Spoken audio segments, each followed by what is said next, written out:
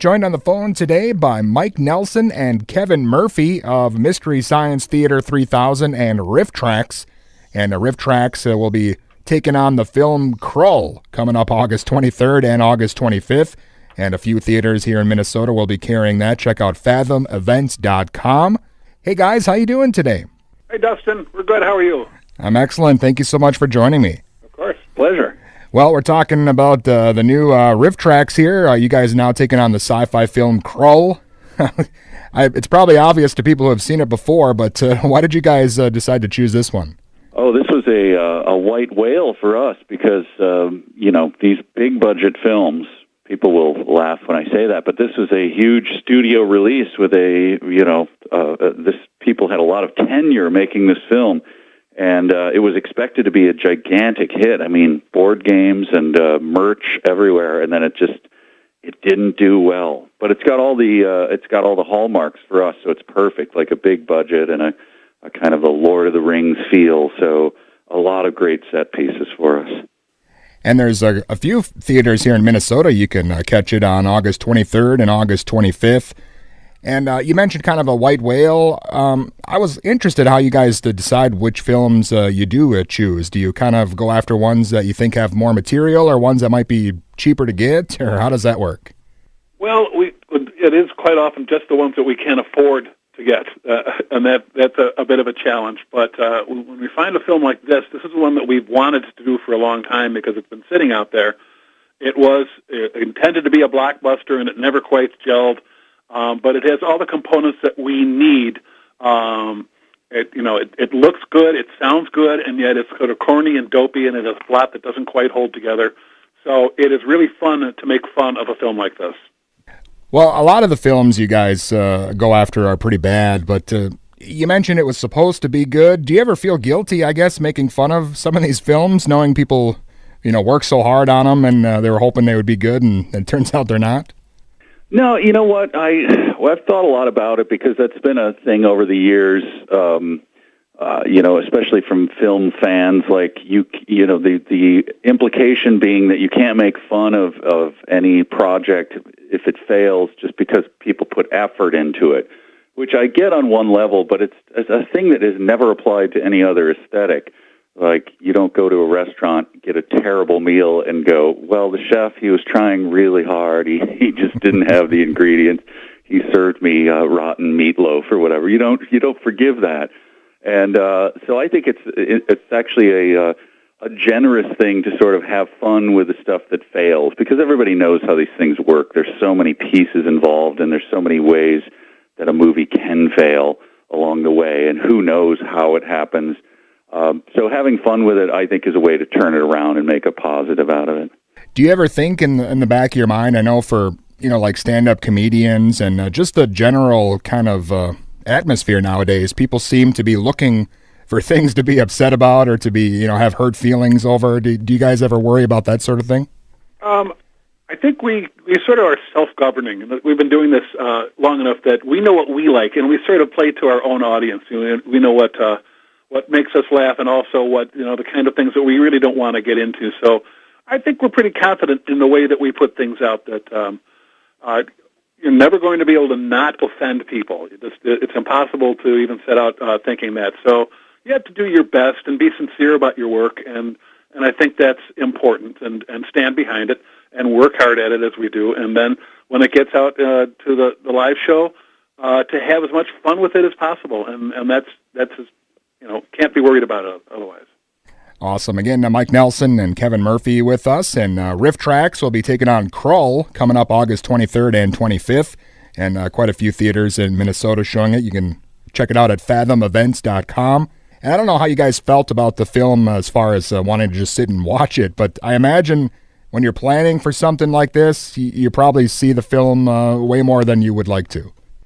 Yeah, you end up watching it a lot of times, and you end up watching it a lot of times very slowly, rewinding and going over just 5 minutes or something to kind of craft all these jokes and fit them in and do the timing and all of that. And one of the joys of doing it live is once it finally unspools in front of an unstoppable train in front of a live audience, you still find things that surprise you. Like, oh, we missed that moment that the audience laughed at, just some visual thing, even if it's something really small and goofy, and we didn't have a joke on that. So we get to change up and make adjustments on the fly, and that's not something we do normally when we're just doing our studio stuff. So it's a lot of fun. Well, of course, there are people out there who probably did like the movie Krull. Have you guys ever had any blowback, I guess, from Rifftrax commentary? Like, hey, wait, you can't make fun of this movie. Have people ever kind of turned on you for that? I think it's always going to be that way because people have their certain favorites, and they get a little offended. We had this experience with Starship Troopers. We found out, to our surprise, that there were a pocket of people who thought that Starship Troopers was a brilliant piece of satire, and that Paul Verhoeven, in making this film, was an utter genius. And we just politely disagreed and went ahead and lampooned the thing.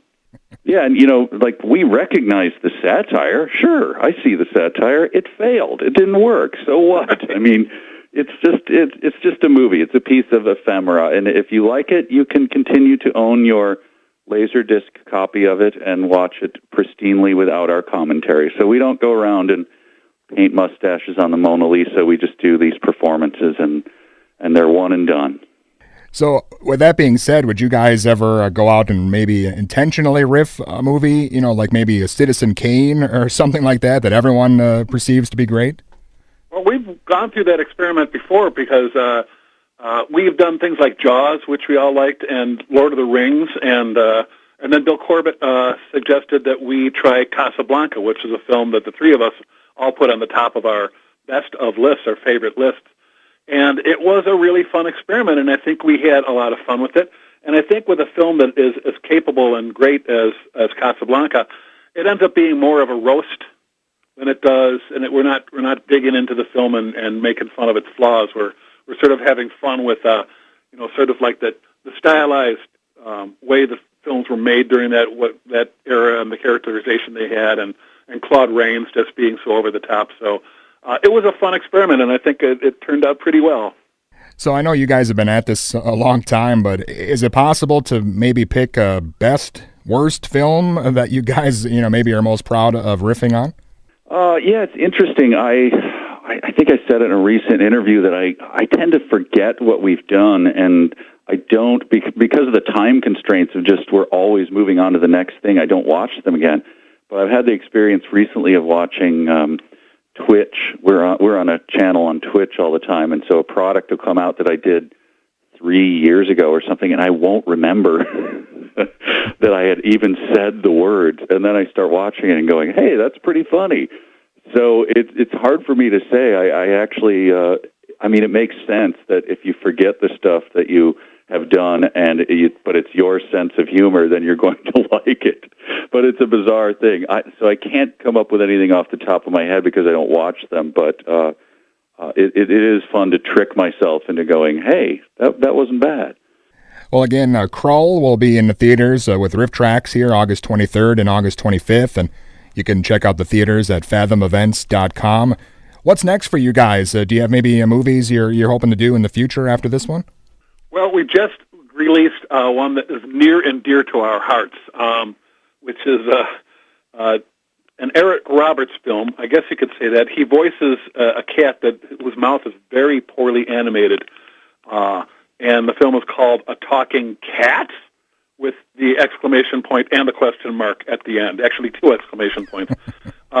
We had, I think it caught us by surprise, we had so much fun with this movie that was so amazingly dumb. And poor Eric Roberts, the behind-the-scenes material we read said that he recorded his part in 15 minutes in a hotel room or in his own home.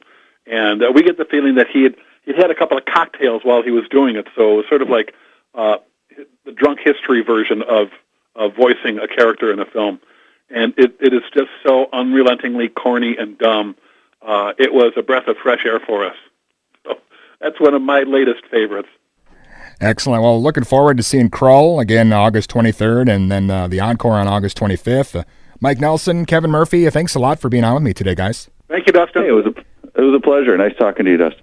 And again, that was Mike Nelson and Kevin Murphy of Mystery Science Theater 3000 and Rifftrax. And Rifftrax will be doing commentary on the film Krull coming up August 23rd and 25th.